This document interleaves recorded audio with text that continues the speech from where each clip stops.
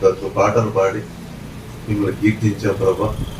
చెప్పిన సాక్ష్యములను బట్టి మీ నామానికి మహిమ చెల్లిస్తున్నాం నాయన. ఆరాధనలో మీరు మా మధ్య ఉన్నందుకు స్తోత్రాలు. మీతో మేము, మాతో మీరు కలిసి ఆనందించి ఆరాధించడానికి ఇచ్చిన ఈ కృపను బట్టి నీకు స్తోత్రాలు తండ్రి. మీ వాక్యానికి సమీపమైన మమ్మలను జ్ఞాపకం చేసుకోండి. నీ బిడ్డనైనా మరుగుపరిచి నీ ఆత్మనాయానికి కూడి వచ్చిన ప్రతి బిడ్డతోనూ నాతో మాట్లాడి బలపరచమని యేసుక్రీస్తు నామములో ప్రార్థించి అడిగి పొందుకున్నాను తండ్రి. ఆమేన్. హల్లెలూయా. చదువుకున్న వాక్యాన్ని మనం గమనిస్తే, యెహోవా నన్ను విడువకుము, నా దేవ నాకు దూరంగా ఉండకుము. ఈ కీర్తన ఎవరు రాస్తున్నారంటే భక్తుడైన దావీదు రాస్తున్నాడు. దేవా నన్ను విడవద్దు, దేవా నన్ను దూరంగా చేయొద్దు అని వేడుకుంటున్నాడు. దేవుడు మనకు దూరం అయితే పరిస్థితి ఏంటి, దేవుడు మనల్ని విడిచిపెడితే పరిస్థితి ఏంటి అనేది దావీదుకి బాగా తెలుసు. కాబట్టి దావీదు దేవుడిని అడుగుతున్నాడు, దేవా నన్ను విడవద్దు, దేవా నన్ను విడవద్దు, నాకు దూరం కావద్దు అని అడుగుతున్నాడు. అవును, ఇంకా మరికొన్ని కీర్తనలో కూడా దావీదు ఈ రీతిగా అడుగుతూ ఉంటాడు.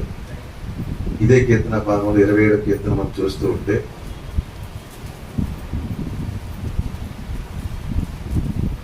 తొమ్మిదవ వచనము, నీ ముఖమును నాకు దాచకుము, కోపము చేత నీ సేవకుని తోలివేయకుము, నా సహాయకుడుకు నీవే, నా రక్షణ కర్తవ్యకు నా దేవా, నన్ను దిగనాడకుము, నన్ను విడివకుము.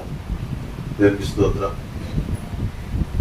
భక్తుడైన దావీదుకి దేవుని యొక్క సహాయం ఎంత గొప్పదో బాగా తెలుసు. అందుకే తన ప్రార్థనలో దేవుని వేడుకునే మాట ఏంటంటే, నన్ను విడవద్దు ప్రభువా, నన్ను మర్చిపోవద్దు, నాకు దూరం అవ్వద్దు అని దావీదు దేవుని అడుగుతున్నాడు.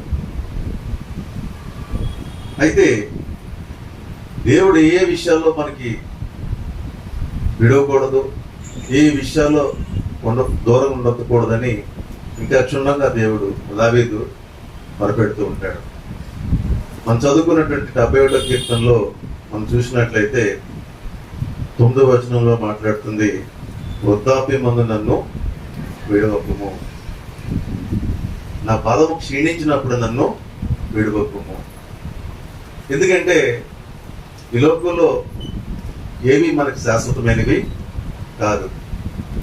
చాలా మంది నాకు ధనం ఉందిలే అని అటువంటి ధైర్యంతో దేవుని విలువ తెలియక దానివల్ల నేను క్షేమంగా ఉంటాను అనుకుంటారు. నాకు బలం ఉందిలే నాకేంటి అనుకునేవారు ఉంటారు. లేదా నాకు స్నేహితులు పెద్ద బ్యాచ్ ఉంది వాళ్ళు ఉన్నారు అనుకుంటారు. దావీదుకు తెలుసు ఇవేమీ కూడా అవసరంలో అక్కరకు రావని తెలుసు. దేవుడు మరింత దగ్గరగా నీకు తోడుగా ఉండేది ఎవరంటే దేవుడు మాత్రమే. కాబట్టి నీవెప్పుడూ నాకు దూరంగా ఉండొద్దని వేడుకుంటున్నాడు దావీదు. ఇంకా తన అనుభవాల నుంచి ఇదే కీర్తన భాగం అంటే 38వ అధ్యాయంలోనే మనం చదువుకున్న అధ్యాయంలో 38లో 11వ వచనం మాట్లాడుతున్నాడు. నా స్నేహితులను, నా చెరికాండను, నా తెగులు చూచి ఎడముగా నిలుచున్నారు, నా బంధువులు దూరముగా నిలుచున్నారు.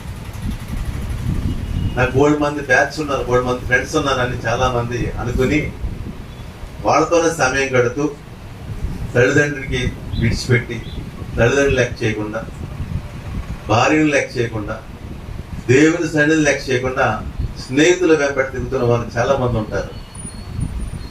అయితే అతని పరిస్థితి ఏంటంటే చూసావా, నా స్నేహితులు నా చెరికాండ్రను, నా తెగులు చూచి ఎడమగా నిల్చున్నారు.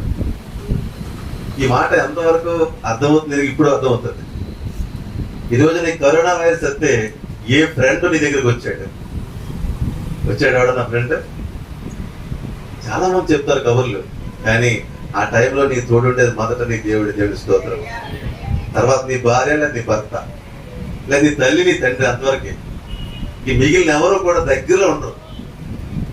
ఇంకా కొన్ని కుటుంబాలు అయితే కనీసం తల్లిదండ్రులు కూడా దగ్గర ఉండట్లేదు, భార్య భర్తలు కూడా అలా ఉన్న పరిస్థితి ఉంది. కానీ ఎవరి దగ్గరకు ఉంటాడు ఆయన? దేవుడు మాట్లాడు. దేవుని స్తోత్రము. ఆయన స్పష్టంగా మాట్లాడుతున్నాడు, నా స్నేహితులను, నా చెలికండను, నా తెగులు చూచి ఎడమగా నిల్చున్నారంట. నా బంధువులు దూరంగా నిల్చున్నారు.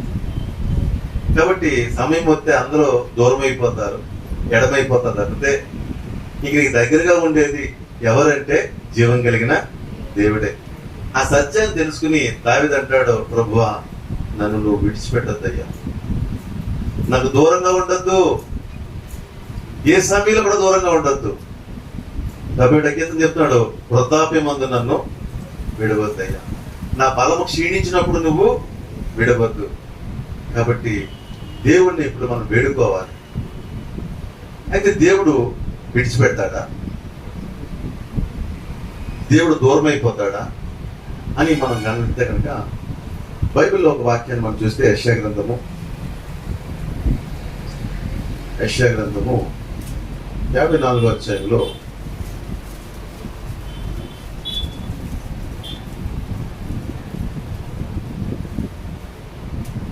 క్షమించిన 65 వచ్చాయి.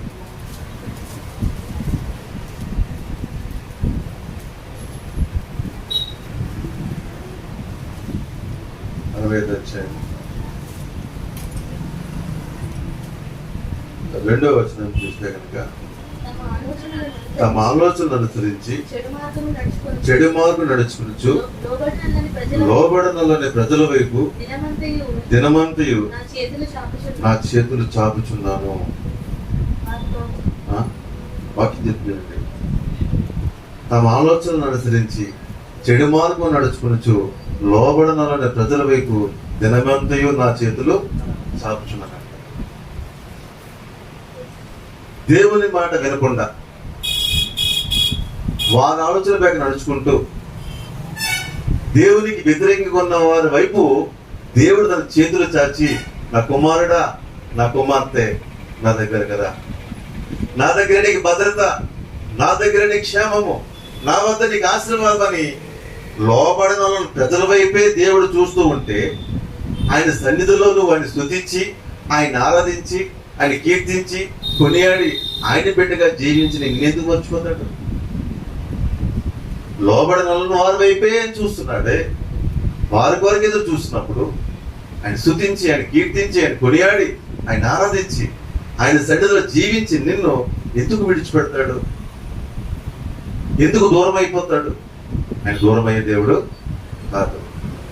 ఆయన దూరం అయ్యే దేవుడు కాదు. లోకంలో చాలా మంది భక్తి చేస్తారు. ఆ భక్తికి మనం ఆరాధించే భక్తి ఒక తేడా ఏంటంటే, వారి దేవుడు ఎక్కడో ఉన్నది వెతుక్కుంటూ వెళ్తారు. కానీ మనం ఆరాధించే దేవుడు ఆయన వెతుక్కుంటూ మన దగ్గరికి వచ్చినట్టు ఏడుస్తోంది. చెప్పడు కూడా నేను భయపడతాను. వెతికి దగ్గరకు వచ్చేవాడైనా. కాబట్టి ఆయన ఎందుకు విడిచిపెడతాడు? నువ్వు అలసిపోయి తిరగాల్సిన అవసరమో లేదు. అయితే దేవుడు విడిచిపెడతాడా అనే ప్రశ్న వేస్తే కొన్ని సందర్భాల్లో మాత్రము ఆయన విడిచిపెడతాడనే సంగతి కూడా బైబిల్ చెప్తాం. కొన్ని సందర్భాల్లో ఆయన విడిచిపెట్టే పరిస్థితులు ఉన్నాయని బైబిల్ చెప్తుంది. కాబట్టి ఆ పరిస్థితులు ఏంటో మనం తెలుసుకోవాలి. దేవుడు విడిచిపెట్టేటంటే ఆ అనుభవాలు, ఆ క్రియలు మనలో ఉంటే కనుక దాన్ని తొలగించిన ప్రయత్నము చేయాలి. దేవుడు విడిచిపెట్టాడు, కానీ ఒక్కొక్కసారి ఆయన కూడా కొంచెం విడిచే పరిస్థితి వస్తుంది. దూరమయ్యే పరిస్థితి కూడా మనకి కనబడుతుంది. ఇప్పుడు ఎలాగా అని గమనిస్తూ ఉంటే మన బైబిల్లో దినవృత్తాంతముల గ్రంథము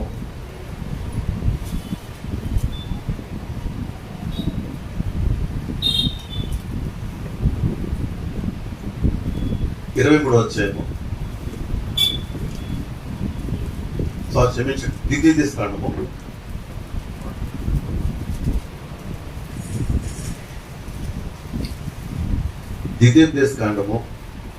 23వ అధ్యాయము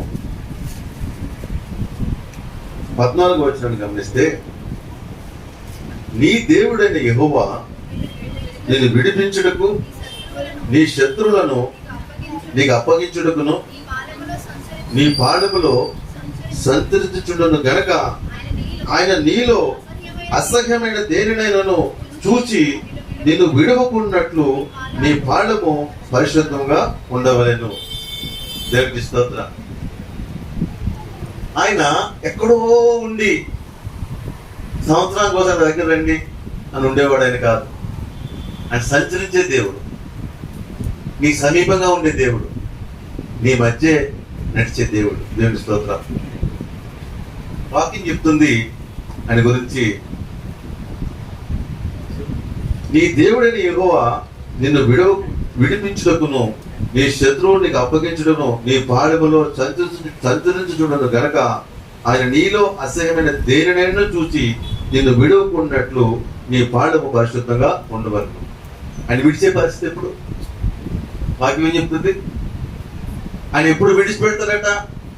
నీలో ఆయనకు అసహ్యమైనది ఏదైనా ఉంటే విడిచిపెడతాడట. కాబట్టి మనలో దేవునికి అసహ్యమైన వాటిని దూరపరచుకోవాలి. ఈ వాక్యం పైన మనం 2 విషయాలు గమనిద్దాం. ఒకటి పరిశుభ్రత, 2 పరిశుద్ధత. ఇక్కడ ఏం చెప్తుందంటే పై వచనం 9వ వచనం మీద తీకండి, తర్వాత తీసుకోండి. ఆ 9వ వచనం గమనిస్తూ ఉంటే అక్కడ ఏం చెప్తుందంటే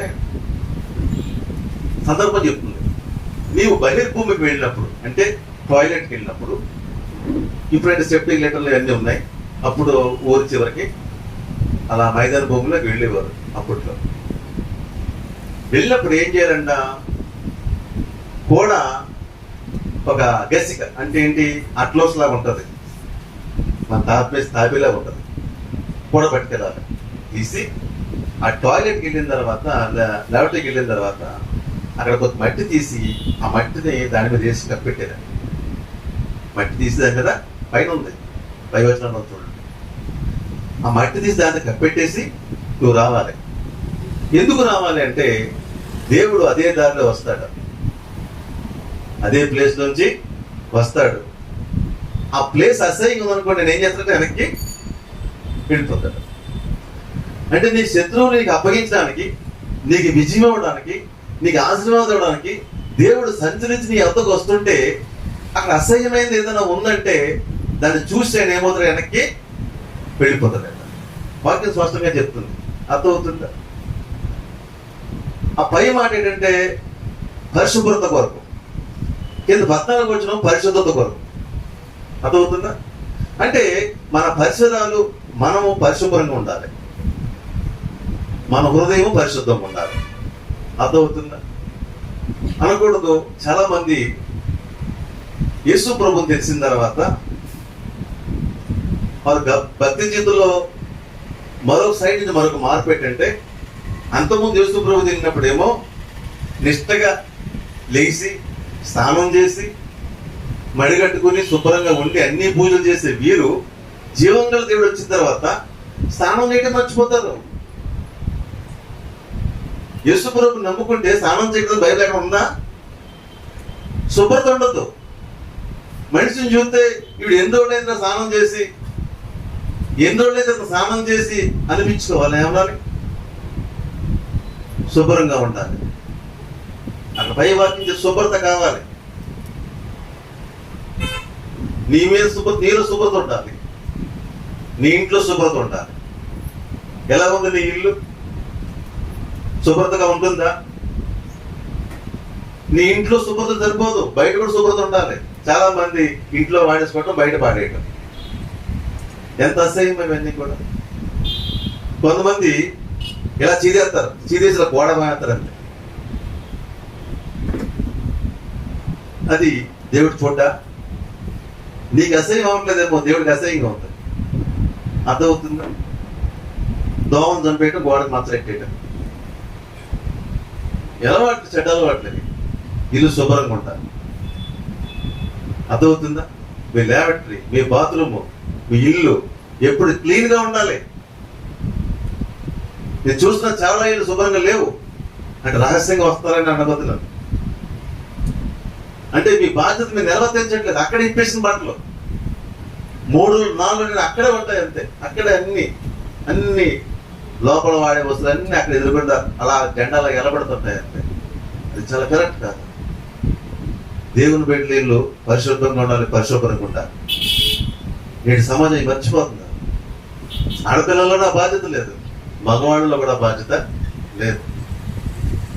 ఇంచేపు ముఖానికి మాత్రం రంగులు పూసేస్తున్నారు అంతే. ముఖం అందం ఎక్కువ, ఈ మేకప్ ఎక్కువైపోయింది, కానీ లోపల పరిశుభ్రత లేదు. ఇది మంచిది కాదు. వాక్యం చెప్తుంది, దేవుడు నిన్ను అసహించుకుని నీకు దూరం అవ్వక ముందే నీ పరిసరాలను పరిశుభ్రపరచుకోవాలి. అర్థమవుతుందా?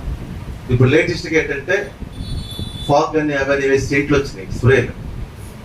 ఆడు వారం రోజు స్నానం చేయడం ద్వారా ఎలా కొట్టేస్తాడు అంతే. అందుకే వచ్చినాయి అవి. చాలా అలా చేస్తారంతే. ఇంకా బ్రష్ కూడా చేయకపోతే టక్ టక్ కొట్టు పెట్టి ఓ శుభ్రం అయిపో. ఎలా ఉన్నావు నీవు? పొద్దుటి లెగ్గానే స్నానం అన్ని శుభ్రమైపోవాలి. ఉందా? ఇక్కడ దారి తప్పిపోయింది క్రైస్తవులు చెప్పాలంటే. చాలా బాధ వస్తున్నాం. అంటే మనం ఆరాధించే దేవుడు జీవం కలిగిన దేవుడమ్మా. జీవం కలిగిన వాటికే నువ్వు ఎంతో నిబద్ధతతో పాటించావే. అంటే ఇప్పుడు ఇంట్లో కళ్ళబేయట్లేదు, ముగ్గులెట్టలు అందరు కదండి, చూడకపోయినా పర్లేదు. ఇల్లు చూడకపోయినా కూడా శుభ్రం చేయకపోయినా దేవుడు చెప్పాడు శుభ్రం చేయదని.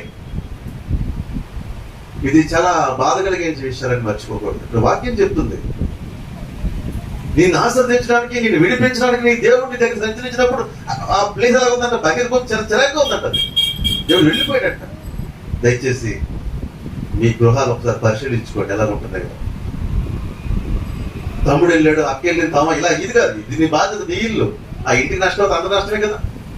ప్రతి ఒక్కరు బాధ్యత తీసుకుని ఇల్లు ఎప్పుడు పరిశుభ్రంగా ఉంచుకోవాలి. నేర్చుకోండి. మాకు ఉదయశుద్ధుడు చాలండి, దేవుడిని చూసేద్దాం అంటే ఈ భూమి మీదకి ఆశీర్వాదం వద్దా? విడిపించక్కర్లేదా? వాక్యం చెప్తుంది కదా, హృదయ శుద్ధి గల వారు ధన్యులు, వారు దేవుణ్ణి చూసేద్దరు. మా హృదయ శుద్ధి ఉందండి, ఒళ్ళు వెళ్తే ఎలా ఉన్నా పర్లేదండి. అదా కరెక్టా? కాబట్టి అర్థం చేసుకోండి. అలాగే నేనేమో మేకప్ వేసుకోమంటలేదు, టిప్ టాప్ గా తయారవ్వమంటలేదు. శుభ్రంగా ఉండండి. ఉన్న వస్త్రాన్ని శుభ్రంగా ఉతుక్కోవాలి, అవి వేసుకోవాలి, అందరు చక్కగా అలంకరించుకుని ఉండాలి. అర్థమవుతుందా? ఇది నేర్చుకోండి. కాబట్టి వాక్యం చెప్తుంది. పైన చదివింది నా మాట కన్నా 8 చదివిన ఏముంది? 10 చదవండి.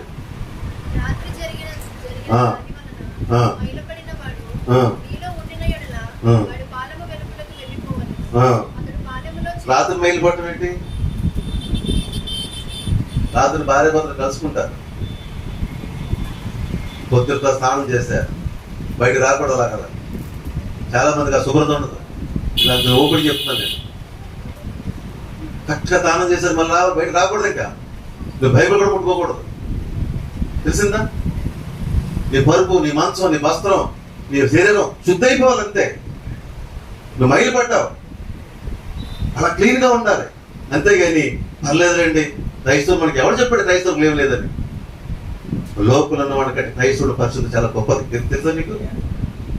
కాబట్టి అలా ఉండాలని దేవుడు కోరుకుంటున్నాడు. తర్వాత చెప్తున్నాడు, సాయంకాలం అతను నీళ్లతో స్నానం చేస్తే కిందకు వచ్చేద్దాం, పాలు వెలుపడ నీకు ఒక చోటు ఉండవలను, ఆ బహిర్భూమికి నువ్వు వెళ్ళవలను, మరియు నీ ఆయుధములు కాక గసిగా ఒకటి నీ యొద్ద ఉండవు. నీ బహిర్భూమికి వెళ్ళినప్పుడు దానితో తవ్వి వెనుకకు తిరిగి నీ మలమును కప్పివేయవలను. నీ దేవుడని యెహోవా నిన్ను విడిపించుటకు, నీ శత్రువు నీకు అప్పగించుటకు నీ పాలెంలో సంచరించుకున్నాడు కనుక ఆ నీలో అసహ్యమైన దేనినైనా చూచి విడవకున్నట్టు నీ పాలెము పరిశుద్ధంగా ఉండవలెను. అర్థమవుతుందా? ఒకసారి నీ పెదపొడి చౌదరి ప్రాంతమది, నా సాక్ష్యము వేరే వాక్యము.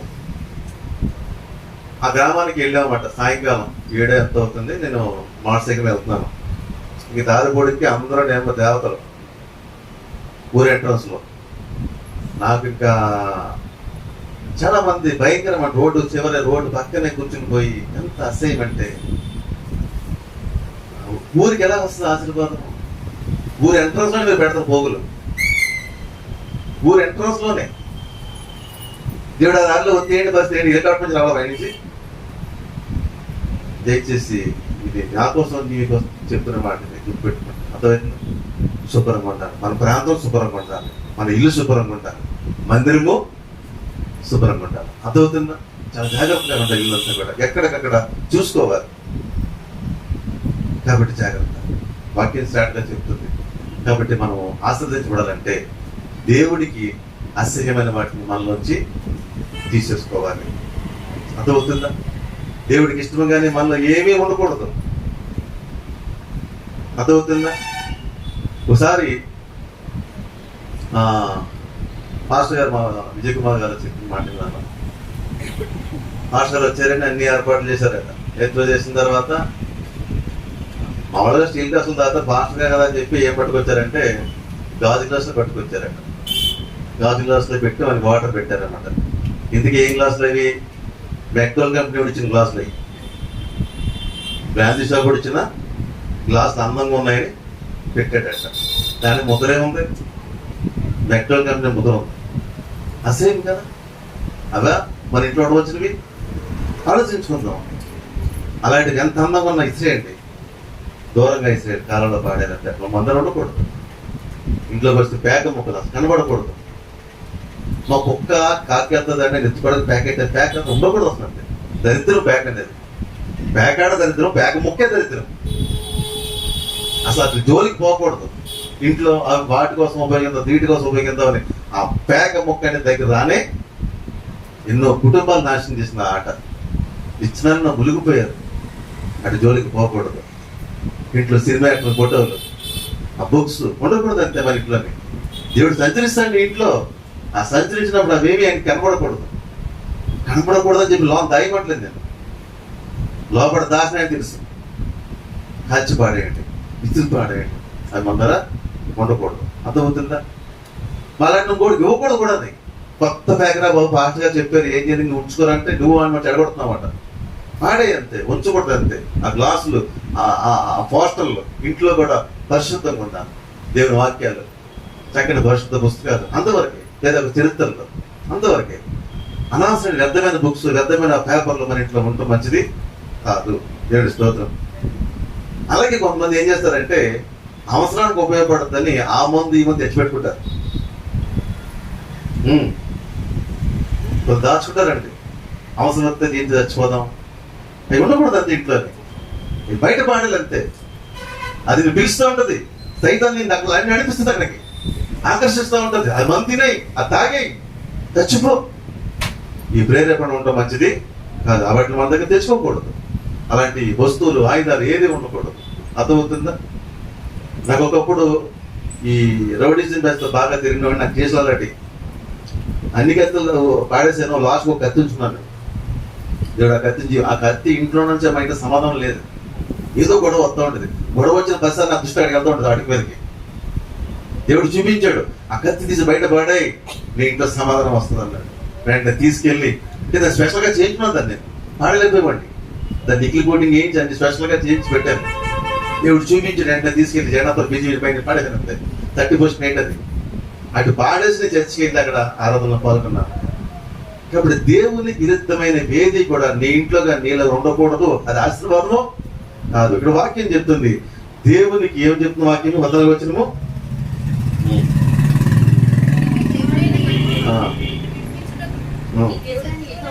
అసహ్యమైన దేనినైనా చూసి నిన్ను విడవకున్నట్లు. కాబట్టి నేను కొన్ని మాటలు చెప్పాను, అన్ని చెప్పడం మన సమయము లేదు. కాబట్టి ఒకసారి మీ దృష్టి ఇంటికి వెళ్ళిన తర్వాత ఆలోచించండి. శాపగ్రస్తమైన ఏది ఉండకూడదు. ఒకటి మెకానిక్ ఫీల్డ్ లో ఉన్నప్పుడు మోసం చేసేవాడు. ఆ మోసం చేసిన వస్తువులు ఇంట్లో ఉండేవి. అది శాపము. పాడేదంతా తిరిగి ఇచ్చారు. నేను రిపేర్ చేసిన యజమాని తిరిగి ఇచ్చారు. వాళ్ళు అన్నారు, అప్పుడు దాకా చాలా మంది అన్నారు ఆ వస్తువు తిరిగి తీసుకుని నీకు దేవుడు భలే మార్పించాడే అన్నారు. ఒక వ్యక్తి మాత్రము, ఆయన రైల్ కంపెనీ శేఖర్ గారు, సూర్యపురం ఉంది, నన్ను సొంత తమ్ముళ్ళ చూసుకునేవాడు. ఆయన నువ్వు ఈ పని చేసావు నేను నమ్మలేకపోతున్నాను, నాకు ఇవ్వకపోతే బాగుండేది, నీ మీద ఒక మంచి అభిప్రాయం ఉంది, కానీ నువ్వు ఇలా చేసావు నేను నమ్మలేకపోతున్నాను, నాకు ఇచ్చి బాధ పెట్టావన్నాడు. ఆయన బాధపడినే సంతోషించిన అనవసరం. నా దేవుడు సంతోషించాడు. దేవుడి స్తోత్రం. అలా వస్తే వాళ్ళకి ఇచ్చేసాను. అక్కడితోటి నా దేవుడికి ఆనందం. దేవుడి స్తోత్రం. అవన్నీ ఇంట్లో తీసేసిన బ్లెస్సింగ్ వచ్చింది. అర్థమవుతుందా? దేవునికి విరుద్ధమైన వేగి మనలో ఉండకూడదు. మన ఇంట్లో కానీ, మన వ్యాపారంలో కానీ, మన ఉద్యోగులు కానీ దేవునికి అసహ్యమైనవి మనలో పెట్టుకుంటే మన అభివృద్ధి అనేది ఉండదు. అర్థమవుతుందా? కాబట్టి ఈరోజు నా వాక్యం చెప్తుంది, మరి దేవుడు విడిచిపెడతాడా అంటే విడిచిపెట్టడు. కానీ కొన్ని సందర్భాల్లో మాత్రం విడవలసిన పరిస్థితి మనం తెచ్చుకుంటాం. మనం చేసే చీకటి క్రియలను బట్టి, మనం చేసే పాపపు క్రియలను బట్టి దేవుడు మన దగ్గర నుంచి దూరం అయ్యేలాగా మనం చేసుకుంటున్నాం. కాబట్టి మనం ప్రశ్నించుకోవాలి, ఎంతకాలంగా మనం ఇలాగ ఉండిపోయాం, అభివృద్ధి లేదు, ఆశీర్వాదం లేదు, ఎందుకు ఇలా ఉండిపోయామంటే ఒకసారి ప్రశ్న వేసుకో, ఎందుకు నువ్వు అలా ఉండిపోతున్నావు? ఈరోజు పరామర్శించు. ఈరోజు ఈ క్షణమే దేవుడు నాతో మాట్లాడాడని నీ దగ్గర ఏది దేవుని విరుద్ధం మీద ఉందో దాన్ని ఈ క్షణమే తీరాక ఒక నిర్ణయం తీసుకో, వెంటనే తీసి పాడాయి, అప్పుడు మళ్ళా బ్లెస్సింగ్ చూస్తా దేవుని స్తోత్రం. అర్థమవుతుందా? కాబట్టి ఈ వాక్యం చెప్తుంది, నీలో అసహ్యమైన దేనిని నేను చూసి నేను విడువకున్నట్టు నీ పాదము పరిశుద్ధంగా ఉండవలెను. దేవునికి స్తోత్రము. కాబట్టి దేవుడు విడిచిపెడితే పరిస్థితి ఏంటనేది కొందరు జీవితాల్లో మనం చూద్దాం. దేవుడు విడిచిపెడితే పరిస్థితి ఏంటి అనేది మనం చూస్తే కనుక న్యాయాధిపతుల గ్రంథము 16వ అధ్యాయము 20వ వచనం తీయండి.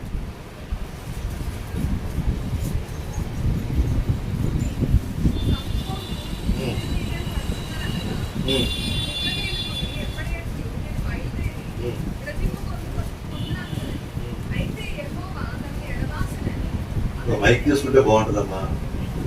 మైక్ ఉన్నాం చదవండి. ఇక్కడ లైవ్ లో చాలా మంది చూస్తున్నారు, వాళ్ళకి అర్థం కావట్లా. న్యాయాధిపతుల గ్రంథము 16వ అధ్యాయము.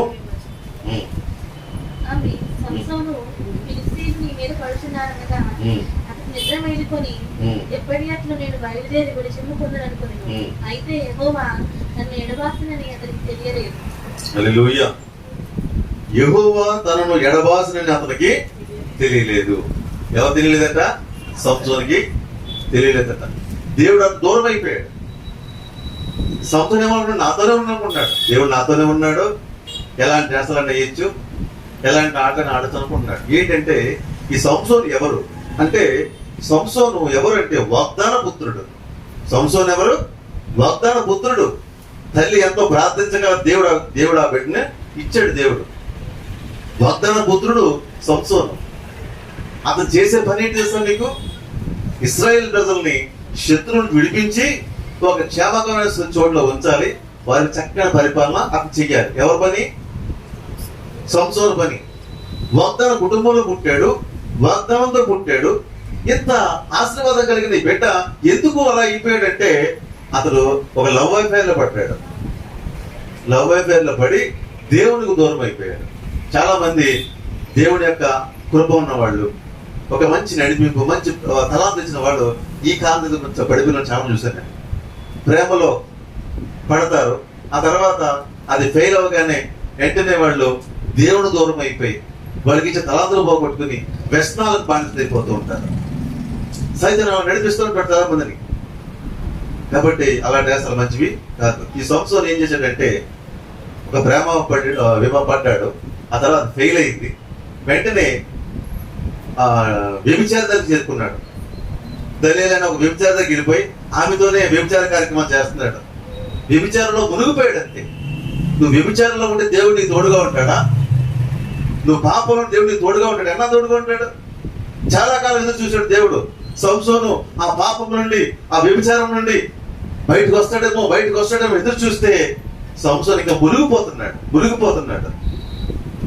చాలా మంది కృప ఉంది కదా అని ఆ కృపలో దేవుణ్ణి అలక్ష్యం చేస్తూ ఉంటారు, కృపలో నిర్లక్ష్యం చేస్తూ ఉంటారు.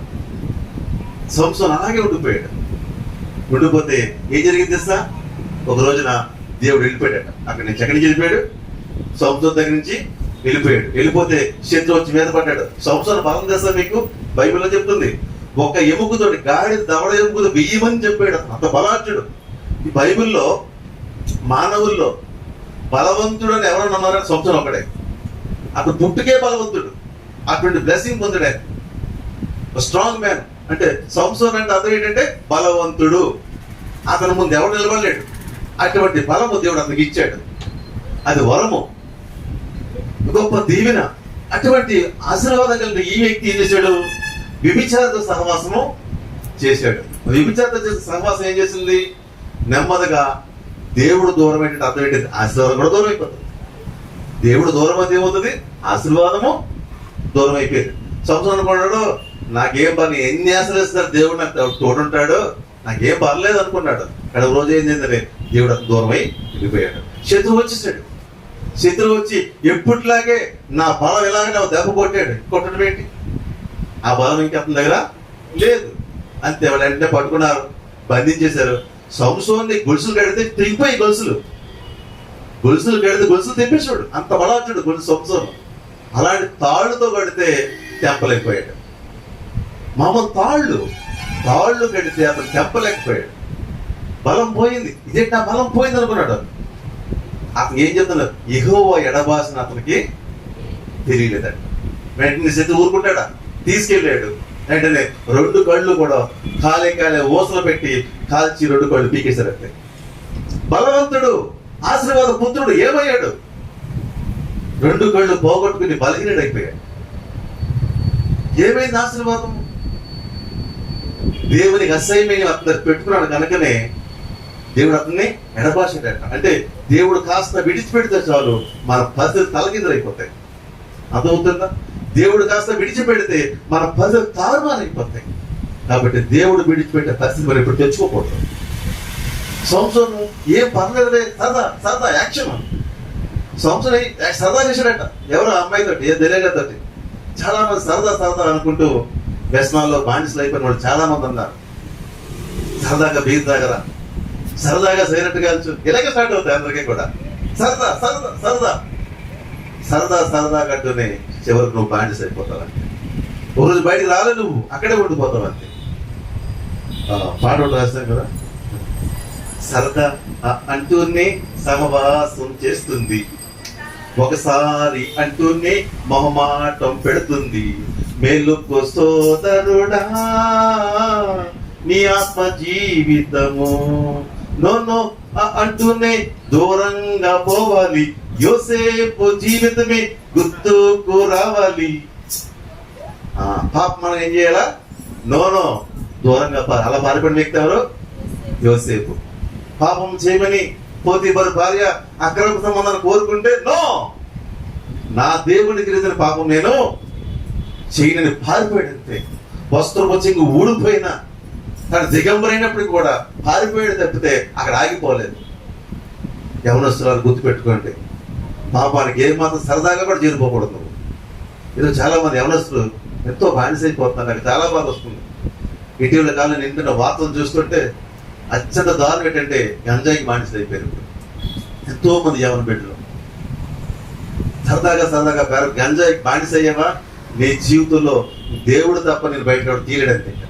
అది చాలా భయంకర వేస్తున్నారు.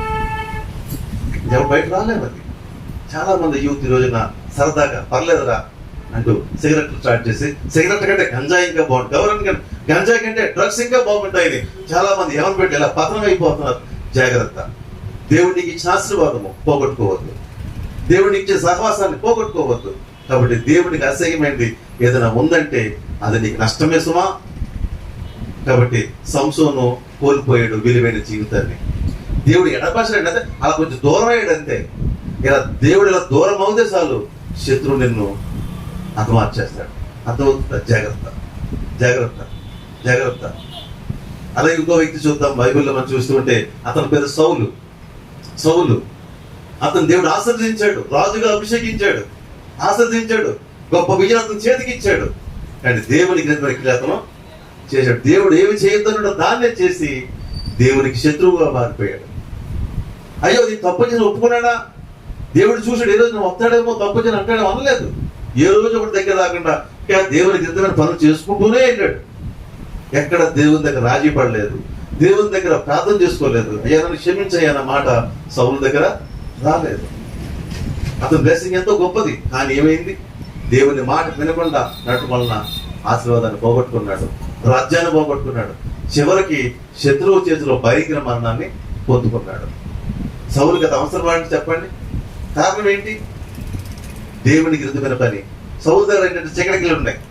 సౌలు చేసే పాపాలు ఏంటంటే అతను మోతాదు చూసుకోవటం, చెల్లంగి విద్యుల దగ్గరికి వెళ్ళడం, ఇలా చాలా నిబంధన చేస్తూ ఉంటారు. దేవుడు బిడ్డలు అయ్యింది, దేవుడు ఇచ్చిన బిడ్డలను కలిగి ఉండి, దేవుడు ఆశలు కలిగి ఉండి ఇంకెక్కడ జాతకాలు చూపించుకోవడం, అవి చూపించుకోవడానికి పనులు మంచివి కాదు. దేవుడే మన సమస్యలు ఇచ్చినప్పుడు ఇవన్నీ మనకు అవసరం చెప్పండి. చాలా మంది తెలియక ఇలాంటి పనులు చేస్తుందా వచ్చాడు, లోనికి వచ్చాడు. హల్లెలూయా. కాబట్టి అర్థం చేసుకోండి, దేవునికి అసహ్యమైనది ఏది కూడా మన జీవితంలో ఉండకూడదు. దేవునికి స్తోత్రం. అర్థమవుతుందా? దేవునికి విరుద్ధమైనది ఏది కూడా మన జీవితంలో ఉండకూడదు. ఉంటే దేవుడు మనకి దూరం అయిపోతారని వాక్యం హెచ్చరిస్తా ఉంది. రెండు కూర్చునే దేవుడి స్తోత్రం. హల్లెలూయా. బైబిల్ మనం గమనిస్తూ ఉంటే ఇదిగో న్యాయాధిపతుల గ్రంథంలో సంసార జీవితం చాలా భయంకర పరిస్థితికి వెళ్ళిపోయింది. అవునా కదా? కాబట్టి దేవునికి విరుద్ధమైనవి, దేవునికి అసహ్యమైనవి ఏవి కూడా నీ జీవితంలో, నీ ఇంట్లో, నీ కుటుంబంలో ఉంటే దేవుడు నీకు దూరం అవుతున్న సంగతి నువ్వు మర్చిపోకూడదు. దేవునికి స్తోత్రము. కాబట్టి దేవుడు విడిచిపెడతాడా అంటే విడిచిపెట్టాడు. కానీ ఎప్పుడు విడిచిపెడతాడు? నీ వాక్యం ముందుకు వెళ్ళిపోతున్నాను, మళ్ళీ నీకు చెప్పాలి. నాకు అసలు మొదటి చెప్పుకొస్తున్నాను. దేవుడు విడవద్దని తావి ప్రార్థన చేసుకుంటున్నాడు. దాన్ని విడవద్దు ప్రభు. ఎప్పుడు విడవద్దన్నాడు? వృద్ధాప్యలు విడవద్దు, వ్యాధి బాధలు విడవద్దు, బలం క్షీణించినప్పుడు విడవద్దు. ఇవి విడిచిపెడితే నాకు ఆధారము ఉండదయ్యా అని దావీదు వేడుకుంటున్నాడు. దేవుడు విడిచిపెడతాడా? విడిచిపెట్టేవాడు. ఎందుకంటే మాట వినని వారి వైపే దేవుడు తన చేతులు చాచి ఎదురు చూస్తున్నాడంట. అంత ప్రేమ కలిగిన దేవుడు ఎందుకు విడిచిపెడతాడు? విడిచిపెడతాడు. కానీ ఇప్పుడు మనలో దేవునికి అసహ్యమైన క్రియలు మనలో ఉన్నప్పుడే దేవుడు మనల్ని విడిచిపెడతాడు. అలా విడిచిపెట్టిన వారిలో సంసోను ఒకడు. రెండో వ్యక్తి ఎవరంటే సౌలు. మూడో వ్యక్తి ఎవరంటే సొలొమోను.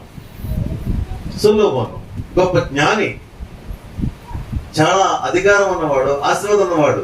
కానీ ఏం చేశాడంటే దేవునికి విరుద్ధంగా పాపం చేశాడంటే. చూద్దామా ఒకసారి మనము రాజులు మొదటి గ్రంథము. అలా కూర్చోండి పైన, నూతన గ్రంథాలు కూర్చో, తప్పలేదు ఈరోజు కూర్చోండి. రాజులు మొదటి గ్రంథము 11వ అధ్యాయంలో చూసినట్లయితే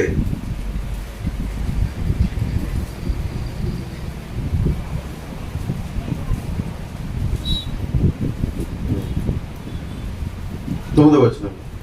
ఇశ్రాయేలు దేవుడైన యెహోవా అతను 2 మార్లు రక్షించుమై నీ ఇతర దేవతలను వెంబడింపకూడదు అతనికి ఆజ్ఞాపించినను సొలొమోను హృదయం అతని వద్ద నుండి తొలగిపోయాను. యెహోవా తనకి ఇచ్చిన ఆజ్ఞను గైకొనకపోగా యెహోవా అతనికి మీద కోపగించి సెలవిచ్చింది ఏమన్నా, నేను నీతో చేసిన నిబంధన నా కట్టడం నువ్వు ఆచరింపకపోవడం నేను కనుగొని ఉన్నాను కనుక ఈ రాజ్యం నీకు ఉండకుండా నిశ్చయంగా తీసివేసి నీ దాసునికి ఇచ్చేదను. ఎంతో ఆశీర్వాదం పొందుకున్న వ్యక్తి ఏం చేశాడంట? ఎంత భయంకర పాపం అంటే ఆ 11వ అధ్యాయం చదువుతూ నాకు ఆశ్చర్యం వేస్తుంది. చక్కగా ఒక భార్య సరిపోదండి. ఈ ఒక మనిషికి ఇంత కావాలా? 11వ అధ్యాయం చూడండి. చూడంట ఈ సొలొమోను ఎంతమంది అంటే అయితే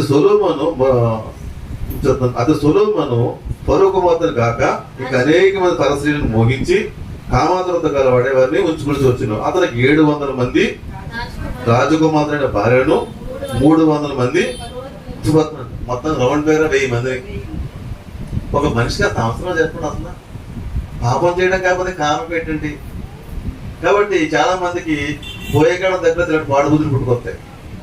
అదే అనుకోండి, అంతకంటే ఇంకేముంది? దేవుడు చక్కగా అభిషేకించి రాజుని చేసి మన చాలా మంచి గణతిస్తే ఆ అధికారం పట్టుకుని ఇన్ని పాపం చేసుకుంటూ పోతే ఎవరికి ఏమైపోయాడు? దేవుడే అతను దూరం అయిపోయాడు. అది ఉన్న ఆశీర్వాదంతా పోగొట్టుకున్నాడు. కాబట్టి సొలొమోను జీవితం కూడా దేవుడిచ్చే గొప్ప ఆశీర్వాదాన్ని పోగొట్టుకుంది. దేవుడి స్తోత్రము. కాబట్టి దేవునికి అసహ్యమైన క్రియలు మనలో ఏది కూడా ఉండకూడదని దేవుని వాక్యము హెచ్చరిస్తా ఉంది. దేవుడి స్తోత్రము. అయితే దేవుడు తోడుంటే మేలేంటి? ఈరోజు అది చూద్దాం. రెండో పాటలో ఇప్పుడు దాకా దేవుడు విడిచిపెడితే పరిస్థితి ఏంటనేది మనం గ్రహించాము. ఇప్పుడు దేవుడు తోడుగా ఉంటే వచ్చే బ్లెస్సింగ్ అర్థమవుతుందా? అయితే వాక్యం చెబుతుంది ఒక మాట మనం గమనించుకుందాము.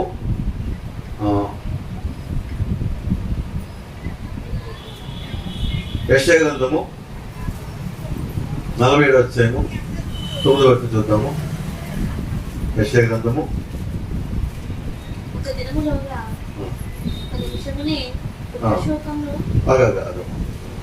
కొంచెం చూద్దాము.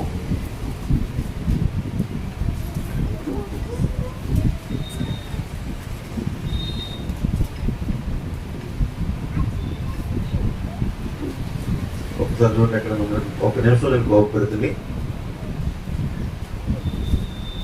ఇన్స్టాగ్రామ్ ఉన్నట్టు చూడండి.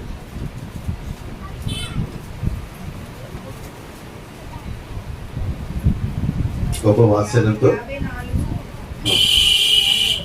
5వ వచనం చదవమా. 7వ వచనం. నిమిషం మాత్రం నేను విసర్జించుని, గొప్ప వాత్సల్యంతో నిన్ను సమకూర్చేదను, మహోద్రేకం కలిగి నిమిషం మాత్రము నీకు విప్పుకుడనైతేని నిత్యమైన కృపతో వాత్సల్యము చూపుతున్నాం. దేవుని స్తోత్రము. హల్లెలూయా. కాబట్టి దేవుడు అంట ఒక్కోసారి మనం విరుద్ధంగా నడుచుకున్నప్పుడు, దేవునికి దూరం అవుతున్నప్పుడు ఏం చేస్తారట, ఒక నిమిషం మాత్రం మనల్ని విడిచిపెడతారట. ఒక నిమిషం మాత్రమే విడిచిపెడతారట. మళ్ళీ ఏం చేస్తారట, గొప్ప ప్రేమతో మళ్ళా వస్తాడట. అర్థమవుతుందా? ఈ వాక్యం చదువుకుని చాలా మంది అనుకుంటారంటే ఎన్ని తప్పులు చేసిన దేవుడు ఒక నిమిషం విడిచిపెడతాడు అంతే, మళ్ళా ఆయన ప్రేమ చూపించేస్తాడు అని చాలా మంది అనుకుంటారు. కానీ ఆ ఒక్క నిమిషంలో బ్రతుకు తలకిందులు అయిపోతాయి. అంతే కదా. ఒక్క నిమిషంలో ఏం జరిగి సొలోమోన్ ఏం చేశారు, వెంటనే అతను బంధించారు, 2 కళ్ళు తీసేశారు. అంతే, అతన్ని ఒక వీరుని తీసుకెళ్లి ఒక పశువులాగా అతనికి గాలిని తిప్పించారు. అంతే, ఒక నిమిషంలో బతుకు మారిపోయింది. కాబట్టి ఒక నిమిషమే కదా దేవుడు విడిచిపెడతారని దేవునితో ఆటలాడద్దు, వాక్యంతో కూడా ఆటలు ఆడకూడదు. అర్థమవుతుందా? ఆ ఒక్క నిమిషంలో బ్రతుకులు తలకిందులు అయిపోతాయి సంగతి మర్చిపోకూడదు. అర్థమవుతుందా? ఈ ఒక్క నిమిషంలో ఏం జరిగిపోయి చూడండి. మనం కొన్ని మాటలు నేను నోట్ చేశాను. 47వ అధ్యాయము 9వ వచనము. ఇప్పుడు అలక్ష్యంగా ఉండకూడదు. 9వ చెప్తుంది, ఒక్క నిమిషంలోనే 47వ వచనం యెషయా గ్రంథము, ఒక్క దినములోగా ఒక్క నిమిషంలోనే పుత్ర శోకమును వైవిధ్యమును 2 నీకు సంభవించును, నీవు అధికంగా శకునము చూచినను. అర్థమవుతుంది? ఒక నిమిషం జరిగిపోతాయి అంతే. కాబట్టి చూడండి, ఒకసారి కార్ యాక్సిడెంట్ జరుగుతూ ఉంటాయి, పెద్దలు చనిపోతారు, ఒక్కడే మిగులుతాడు. ఒక నిమిషం ఖాళీ అయిపోవచ్చు. కాబట్టి ఆ ఒక్క నిమిషం కూడా దేవుడు విడవకుండా జాగ్రత్త దేవుని స్తోత్రం.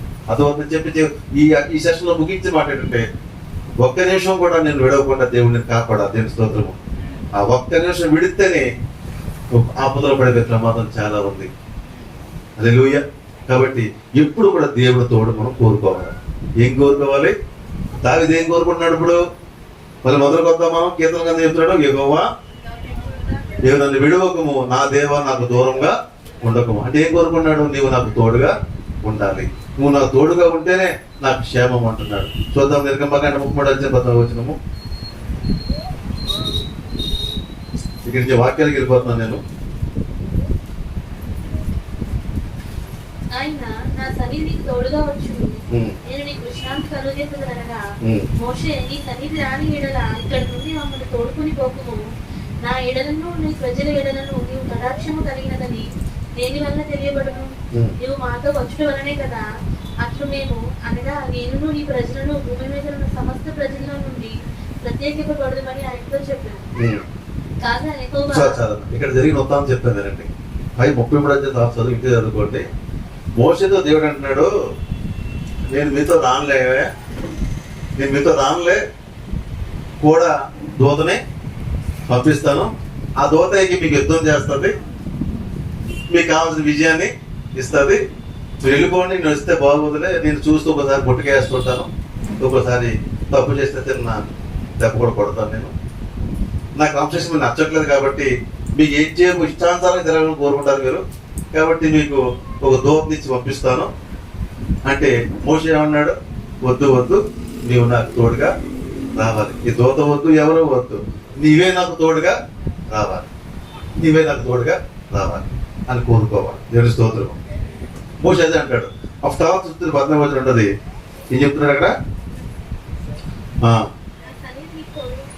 అందుకు ఆయన నా సన్నిధి నీకు తోడుగా వచ్చును, నేను నీకు విశ్రాంతి కలగజేసేదనగా, మోషే నీ సన్నిధి రానేలా ఎక్కువ మమ్మల్ని తోడుకుని పోకము. దేవుని స్తోత్రం. దేవుని సన్నిధి మనకు తోడుగా ఉంటే మనకు కలిగే మొదటి అనుభవం ఏంటంటే విశ్రాంతి. ఏమొస్తుంది? విశ్రాంతి, ఒక ప్రశాంతత అనేది మనకు వస్తుంది. అర్థమవుతుందా? దేవుడి సన్నిధి తోడుగా ఉంటే మనకి ఏమవుతుంది? విశ్రాంతి అనేది వస్తుంది. దేవుడు తోడుగా ఉంటే పగలంతా కష్టపడి ఇంటికి రాగానే ఏమవుతుంది? చక్కని విశ్రాంతి కలుగుతుంది. దేవుడు తోడు ఉంటే ఒక మంచి ఊడు ఏంటంటే ఏం కలుగుతున్నామా చెప్పాలి. ఈరోజు మళ్ళీ మీ క్విజ్లు వస్తాయి. 1 Timothy 4:8 చదవండి. దేవుడు తోడు అంటే మనకి విశ్రాంతి కలుగుతుంది. విశ్రాంతి నీకు కలగాలంటే దేవుని తోడు నీకు ఉంటారు. దేవుని స్తోత్రం. లోకం పిలుస్తుంది, రా నా దగ్గరికి వస్తే నీకు విశ్రాంతి ఇస్తానని బ్రాందీ షాప్ కూడా ఆహ్వానిస్తూ ఉంటారు. ఆ విశ్రాంతి ఎంతసేపు ఉంటుంది? అది నిజమైన విశ్రాంతి. ఆ తాగి వస్తే ఏమవుతుంది? ఇంట్లో గొడవ అవుతుంది, మొన్న మనశ్శాంతికి పోతుంది. జోబు డబ్బులు కాడైపోతే మొన్న మనశ్శాంతి కూడా పాడైపోతుంది. అటువంటి ఉపయోగమైన విశ్రాంతి అది. దేవుడు చెప్తున్నాడు, నా దగ్గరికి రా, నేను నీకు తోడుగా ఉంటాను. నేను నీకు తోడుగా ఉంటే ఏమొస్తుంది? నీకు విశ్రాంతి వస్తుంది. కాబట్టి దేవుడు తోడు కోరుకుందాము, దేవుడు తోడుని మనం ఆశ్రయిద్దాము. దేవుడు తోడు కావాలని ప్రార్థన చేసుకో. దేవుడి స్తోత్రము. హల్లెలూయా. ఇవాళ మన ఈరోజు జరిగిన డెలివరీ కేసు మన లోవా ఎప్పుడు దేవుని తోడే కోరుకునేది. ప్రార్థన చేసుకోవడం దేవుడి తోడు, దేవుడి తోడు, దేవుడు అలాగే ప్రార్థన చేస్తాం. హాస్పిటల్లో పాస్టర్ గారు ఆపరేషన్ అంటున్నారండి, లోనికి వెళ్తున్నానండి. దాదాపు నిన్న నాకు 4 సార్లు ఫోన్ చేశాను, హాస్పిటల్ ఎట్లకి వెళ్తున్నానండి. ఇప్పుడు ఎవరు తోడు రావాలి? దేవుడి తోడు రావాలి. ఆపరేషన్ అంటున్నారండి, రావడానికి దారి ఇబ్బందిగా ఉందటండి, కాయలు ఏదో వచ్చినాయటండి, ఆపరేషన్ అంటున్నారండి. ఇవేం భయపడక వెళ్ళు, నాకు మళ్ళీ ఒక బాగుగట్టు శుభార్త చెప్తావు, అది ధైర్యపరిచి బలపరిచాను. దేవుడు నీకు తోడుగా అవసరం. పాస్టర్ నేను వెళ్ళలేను, ఎవరు తోడుంటాడు? దేవుడే. దేవుడి స్తోత్రం. ఆ బిడ్డకు దేవుడు తోడుగా ఉన్నాడు. చక్కని ప్రశ్న జరిగింది, చక్కని మగబిడ్డ పుట్టాడు. దేవుడి స్తోత్రం. కాబట్టి నీకు తోడు ఎవరు రావాలి? దేవుడు తోడు రావాలి. ఆయన తోడు కోరుకోవాలి, అది నువ్వు ఆశ్రయించాలి, అది నువ్వు అనుకోవాలి. నీ తోడు నాకు రావాలి. మోషే దేవుడు ఏమన్నాడు? నేను వద్దులే, నా దూతను పంపిస్తాను అంటే ఈయనేమంటాడు? నీ దూత కాదయ్యా, నువ్వే నాకు తోడుగా రావాలి. కాబట్టి మనం అందరూ కూడా దేవుడు తోడు రావాలని కోరుకోవాలి. దేవుడు తోడు వచ్చేలా మనం జీవించాలి. అర్థమవుతుందా? దేవుడు తోడు రమ్మని కోరుకునే శరణ కాదు తిరుగుతుంది, ఏమైనా వస్తాడు తోడు కదా. కాబట్టి దేవుడు తోడు ఎంతో ఆశీర్వాదము. దేవుడి స్తోత్రము. దేవుడు తోడుగా ఉంటే మనకు కలిగే మొదలు ఏంటంటే విశ్రాంతి. దేవుడి స్తోత్రము. తర్వాత రాజులు మొదటి గ్రంథము క్షమించండి, రాజు సమూయేలు 2వ గ్రంథము 5వ అధ్యాయం 10వ వచనం.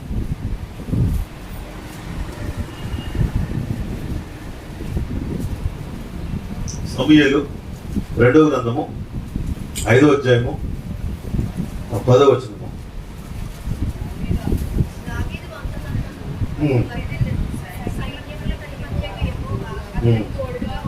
హల్లెలూయా. దావీదు ఏం చేశాడట? అంతకంతకు వర్ధిల్లును, సైన్యం అధిపతి యెహోవా అతనికి తోడుగా ఉండెను. ఇక్కడ దేవుడుగా తోడుగా ఉంటే ఏం జరిగింది? ఇది అంతకంతకు వర్ధిల్లాడట. ఇప్పుడు దేవుడు తోడుగా ఉంటే మొదలైన ఏంటి? విశ్రాంతి. పీస్ఫుల్ గా ఉంటది, ఇల్లు పీస్ఫుల్ గా ఉంటది, నీ హృదయం పీస్ఫుల్ ఉంటుంది. చక్కగా భోజనం చేస్తా, కొంచెం మాట్లాడుతూ పడుకుంటా, ప్రశాంత నిద్రపడుతుంది. అంతే. నేను ఇప్పటికీ చెప్తానండి, రాత్రి నాకు అన్ని భోజనం ప్రేయర్ అయ్యి కదా, అలా పడుకుంటే నిమిషాలు అంతే, ఇంతే 5 సెకండ్లు 5-10 నిమిషాలు నిద్రలోకి వెళ్ళిపోతుంది. అంతే. ఆ ప్రశాంత దేవుడు ఇస్తాడు. ఇది లేకపోతే రేపటి గురించి చింత, అప్పులు బాకీలు ఎన్ని తల్లకు వచ్చేస్తాయి. రేపటి గురించి భయము, ఏం చేయాలి ఏం చేయాలి, ఈ యాత్ర అంతా కూడా భయపడిపోయి నీ మైండ్లో విశ్రాంతి ఉండదు. ఈ భారం అంతా ప్రభువుగా చెప్పేస్తాను, ఆయన నాకు తోడుగా ఉన్నాడు, నేను ప్రశాంతంగా పడుకుంటాను, మళ్ళీ పొద్దున హ్యాపీగా ఉంటాను. తెలుసుకోవద్దు, నెరవేర్చుకోండి, ఆయన చూసుకుంటాడు. రేపటి గురించి చింతొద్దు. కాబట్టి మొదట దేవుని కలిగేది ఏంటంటే మొదట విశ్రాంతి. రెండోది ఏంటి? అంతకంతకు అభివృద్ధి. అర్థమవుతుందా? మొదటి విశ్రాంతి కలిగి ఉంటావు. రెండోది ఏంటంటే ఆయన తోడుగా ఉంటే వర్ధిల్లుతావు. అది ఉద్యోగమైనా, వ్యాపారమైనా, చదువైనా, ఏదైనప్పుడు కూడా దేవుడు తోడుగా నువ్వు చేసుకుంటే నువ్వేమవుతావు? అంతకంతకు వర్ధిల్లుతావు. సౌలు ఏమైనట్ట? నీరసిల్లిపోయాడట. దావీదు వర్ధిల్లాడు. ఎందుకు వర్ధిల్లాడు? దేవుడిని దావీదు తోడుగా పెట్టుకున్నాడు కనుక. దావీదు ఏం చేశాడు? సౌలు ఏం చేశాడు? దేవుని తోడుగా చేసుకోలేదు, అసలు కుదురుకున్నాడు. కాబట్టి సౌలు నీరసిల్లిపోయాడు. కాబట్టి నువ్వు వర్ధిల్లాలి అంటే నీ ఉద్యోగంలో, నీ వ్యాపారంలో, నీ కుటుంబంలో నువ్వు వర్ధిల్లాలంటే ఎవరిని తోడుగా చేసుకోవాలి? దేవుని తోడుగా చేసుకోవాలి. 3వ పాయింట్కి వెళ్దాం మనము. రాజులు 2వ గ్రంథము 18వ అధ్యాయము 7వ వచనము.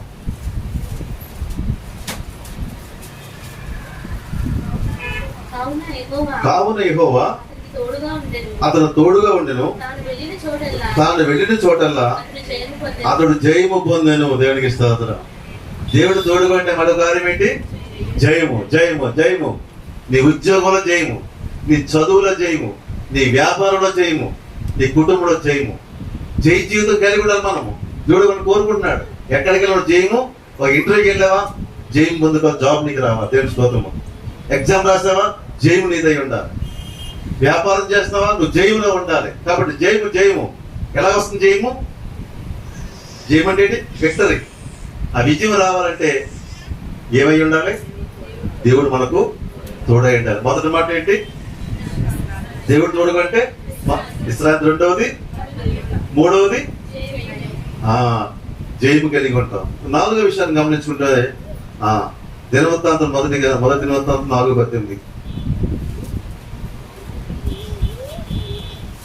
అతని భార్య అయిన యెహూదియా గెదోరునకు ప్రధాని అయిన ఎరేకును షోకును ప్రధాని అయిన హెబెరును జానోకు ప్రధాని అయిన నిపుదేలిను కనెను. మొదటి దినవృత్తాంతమా?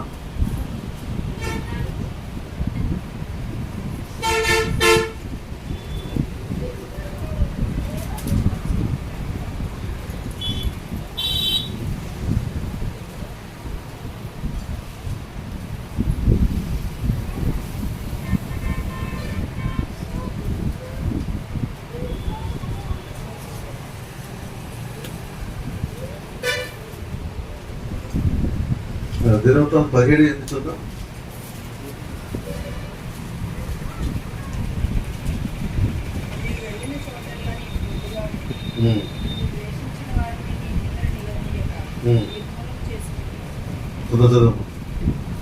నీవు వెళ్ళిన చోటల్లా నీకు తోడుగా ఉంది.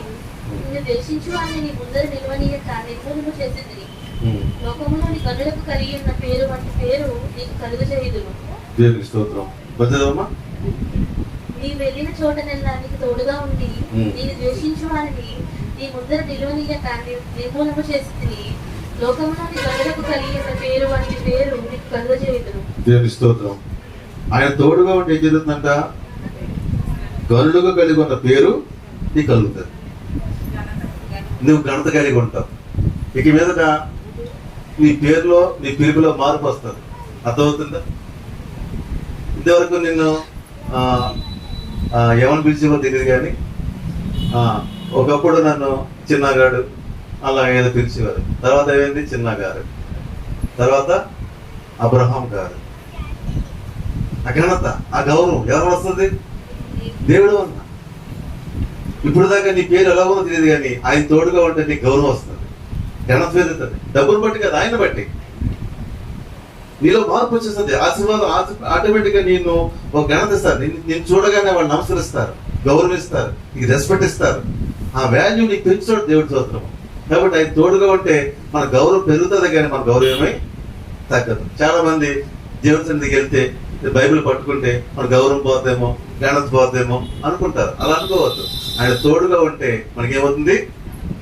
ఘనత పెరుగుతుంది, మంచి పేరును ఇస్తాడు, నీ విలువను పెంచుతాడు దేవుని స్తోత్రం.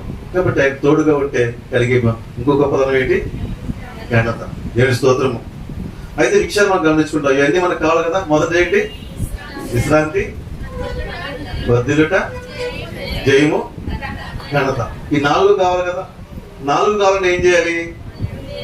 దేవుడు మనకు తోడుగా ఉండాలంటే ఏం కావాలో చూద్దాం.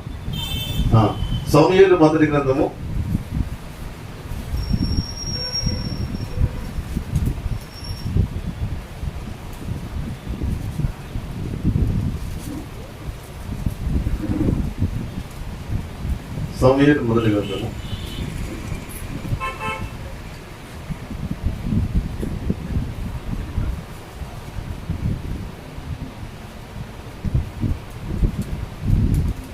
18వ అధ్యాయము.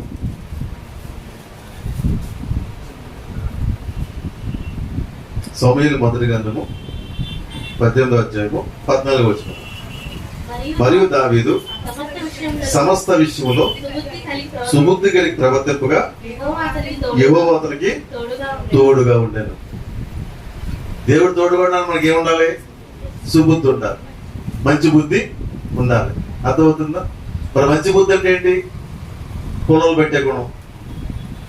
ఇక్కడ అక్కడ అంటించేయడం, అక్కడ ఇక్కడ అంటించేయడం, లేని వార్తలు ప్రకటించడం, ఇలా మనం చెడిపోయిన బుద్ధులు కలిగి ఉంటే దేవుడు మనకు తోడుగా ఉంటాడు. మంచి బుద్ధి ఎప్పుడు సుబుద్ధి కలిగి ఉంటే దేవుడు మనకు తోడుగా ఉంటాడు. దేవుడు తోడుగా ఉంటే విశ్రాంతి కలుగుతుంది, వర్ధిల్లుతావు, జయం పొందుకుంటావు, మంచి పేరు మంచి ఘనత నీకు ఇస్తాడు. ఇవి రావాలంటే ఏం చేయాలి? సుబుద్ధి కలిగి ఉండాలి. నీ బుద్ధిని మార్చుకోవాలి. నీ బుద్ధి అలాగే పెట్టుకుంటే నీ గౌరవం ఎలా దేవుడు నీకు తోడుగా ఉండడు. కాబట్టి మన బుద్ధిని మార్చుకోవడానికి మన ప్రయత్నము చెయ్యాలి. దేవుని వాక్యం ద్వారానే మన బుద్ధి సరి చేయడానికి అవకాశం ఉంది. హల్లెలూయా. కాబట్టి ఉదయకాల సమయంలో దేవుడు మాట్లాడుతున్నాడు. దావీదు అంటాడు, యెహోవా నన్ను విడవకము, నాకు దూరంగా ఉండకము. దేవుడు విడనాడేవాడు కాదు, దేవుడు దూరం అయ్యేవాడు కాదు. ఎందుకంటే ఆయన మాట విన్న వారి వైపే తన చేతులు చాపి నా కుమారుడా నా కుమార్తెరా అని ఎదురు చూసే దేవుడు ఎందుకు విడిచిపెడతాడు? విడిచిపెట్టేవాడు కాదు, విడనాడేవాడు కాదు. అయితే దేవునికి అసహ్యమైన, దేవుడికి ఇబ్బంది కలిగి నీలో ఉన్నప్పుడు మాత్రమే, ఒక్క నిమిషం మాత్రం నేను విడిచిపెడతాడు, కానీ నిమిషం కూడా ప్రమాదం అని దేవుని వాక్యము హెచ్చరిస్తావు. కాబట్టి ఈ రోజున దేవుని తోడు కోరుకుందాం, దేవుని సహాయాన్ని కోరుకుందాం. ఈరోజు మన దివ్య కూడా హాస్పిటల్కి వెళ్తుంది. ఎవరు తోడుగా రావాలి? దేవుడే తోడు రావాలి. మేమంతా ఉంటే ఎక్కడ దాకా ఉంటాం? హాస్పిటల్ గేట్ దాకా ఉంటాం, హాస్పిటల్ తలుపు దాకా ఉంటాం. కానీ ఎవరు తోడు? దేవుడే. ఆయన తోడు కోరుకోవాలి. ఆయన తోడు అంటే అంత అక్షరము. దేవుడి స్తోత్రం. దేవుడి మాట దీవించును గాక. ఆమె. అలాగే మన నూతన వధువులు లేకండి సార్ ఇలా కూర్చో, బయట వచ్చాడు, ఇలా నుంచోండి.